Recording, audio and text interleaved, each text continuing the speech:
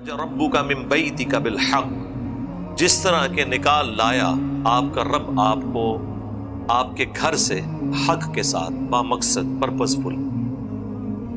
وَإِنَّ فَرِيقًا مِّنَ الْمُؤْمِنِينَ لَكَارِهُونَ، اور بے شک مومنین میں سے ایک گروہ ایسا بھی تھا جو ناپسند کر رہا تھا جھگڑا کرنے کو، اس ہونے والے واقعے کو۔ وہ میں پہلے بتا چکا کہ نبی علیہ السلام گھر سے تو اس نیت سے نکلے تھے کہ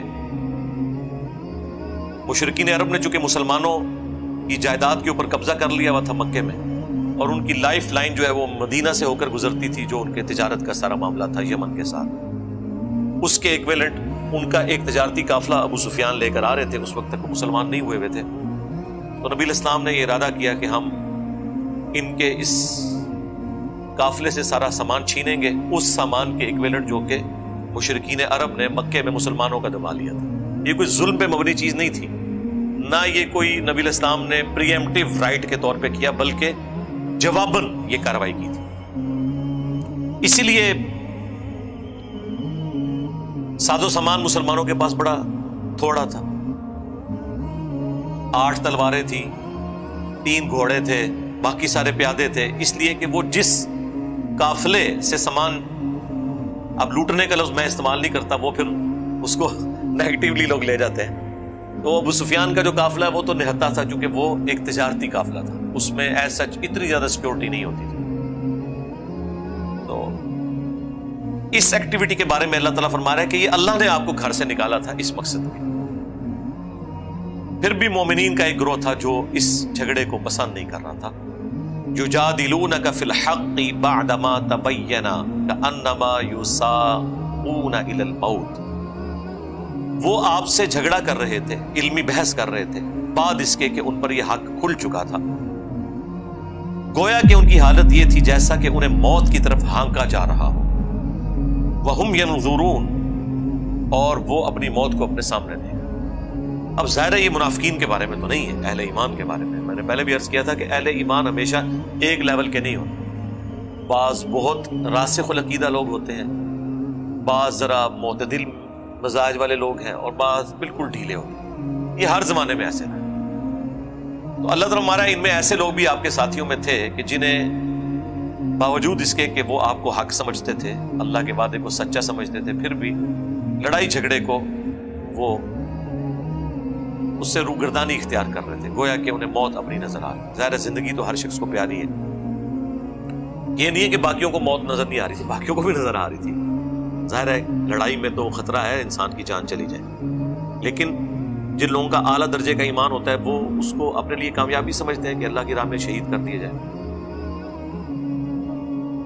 وَإِذْ يَعِدُكُمُ اللَّهُ إِحْدَى الطَّائِفَتَيْنِ أَنَّهَا لَكُمْ، اور یاد کرو وہ وقت جب تم سے اللہ نے یہ وعدہ کیا، یعنی اللہ نے اپنے پیغمبر سے، کہ دونوں گروہوں میں سے، دونوں قافلوں میں سے ایک تمہیں دے دوں گا، اب تمہاری مرضی ہے، چاہو تو ابو سفیان کا جو لشکر ہے اس کے اوپر تمہیں فتح مل جائے، اور چاہو تو ابو جہل کے لشکر۔ اور اس کا پس منظر یہ تھا کہ ابو جہل کو یہ خبر پہنچائی ابو سفیان نے کہ تمہاری ساری جو تجارت کی کمائی ہے وہ اہل مدینہ ہم سے لوٹ لیں گے، لہٰذا اپنے اس قافلے کی حفاظت کے لیے ایک لشکر بھیجو۔ اس نے پھر 1000 کا لشکر تیار کیا، مکمل طور پہ سمجھ لیں اسلحہ بند ہر لحاظ سے۔ وہ مسلمانوں سے لڑائی کرنے نہیں آ رہے تھے بلکہ اپنے تجارتی قافلے کی حفاظت کے لیے آ رہے تھے۔ اب ظاہر ہے کہ جب ابو سفیان نے ایک یہ ایکٹیویٹی پرفارم کی، اس کا رزلٹ یہ نکلنا تھا۔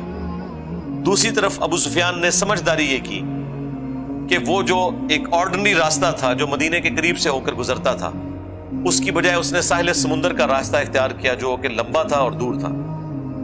اب وہ مسلمانوں کی پہنچ سے دور ہو گیا اور وہ اپنے لشکر کو بچا کر مکے تو پہنچ گیا، پیچھے ایک ہجوم نکل گیا ان کا جو کہ اس قافلے کی حفاظت کے لیے آئے ہوئے تھے، لیکن اللہ تعالیٰ نے اپنے نبی علیہ السلام کو وحی کے ذریعے بتا دیا کہ ان دونوں میں سے ایک تمہیں مل جائے گا۔ اب مسلمان تو گھر سے نکلے تھے اس تجارتی قافلے کے لیے، اسی لیے مسلمانوں نے پاس اپنے اتنی تلواریں اور باقی ساز و سامان نہیں رکھا. یہ نہیں ہے کہ غربت کا کوئی عالم تھا، ایسا نہیں تھا. وہ اشتہاری کے لیے نکلے ہی نہیں تھے. اللہ تعالیٰ نے فیصلہ کیا کہ اب کافروں سے بدلہ لینے کا، عذاب استیصال کا وقت آ گیا ہے. مسلمانوں کی تلوار ان کے اوپر مسلط کی جائے. اور وہ اسی صورت میں ہونا تھا جب کہ مسلمانوں کا ٹکراؤ وہ اس قافلے کے ساتھ ہوتا جو 1000 لوگوں پر مشتمل مشرکین عرب کا قافلہ تھا. اور اس طریقے سے اللہ تعالیٰ معجزانہ مسلمانوں کو فتح دے کر یہ چیز اسٹیبلش کر دیتا کہ اس پیغمبر کے ساتھ اللہ ہے، اور مخالفین کا جھوٹا ہونا ثابت ہو جاتا. لیکن ظاہر ہے کہ یہ ایک انسان کی نیچر ہے کہ اب 1000 کے لشکر جو کہ جنگجو لڑاکے ہیں، ان کے ساتھ 300 لوگ وہ ٹکرائیں جن کے پاس 8 تلواریں ہیں، 3 گھوڑے ہیں اور چند ایک اونٹ ہیں.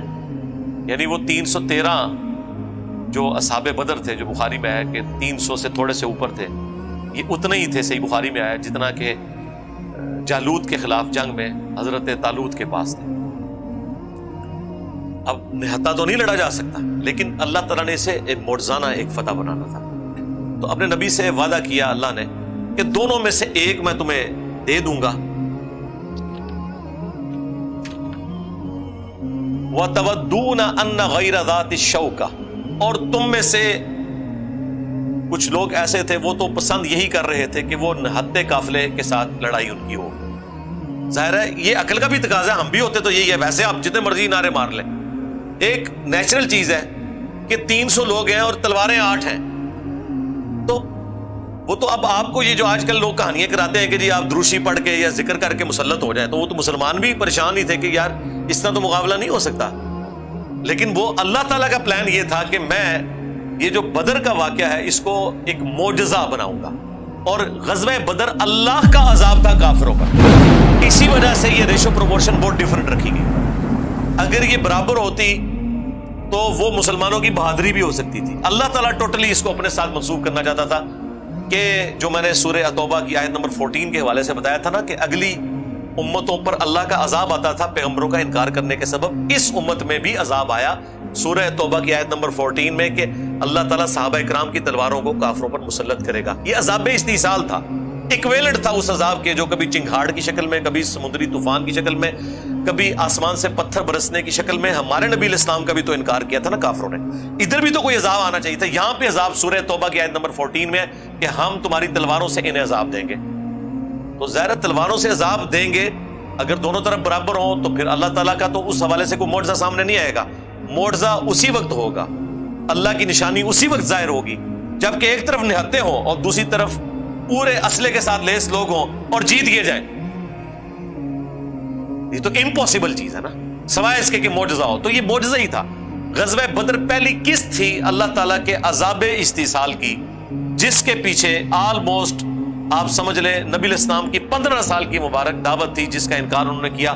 اور جو مکی قرآن 2/3 قرآن میں جو اتنی دھمکیاں آئی ہیں کہ دیکھیں نا قرآن میں کتنی دھمکی ہیں. مکی قرآن 2/3 ہے اور ہر صورت میں دھمکی ہے کہ اگر تم اس نبی پر ایمان نہیں لاؤ گے تو جس طرح قوم عاد پر سمود پر عذاب آیا تھا تم پر بھی آ جائے گا. تو آنا تھا نا. وہ کیسے آیا؟ تلوار کے ذریعے، قتال کے ذریعے. یہ قتال کی حکمت تھی. تو تم تو چاہتے تھے نہتے قافلے کی طرف جاؤ.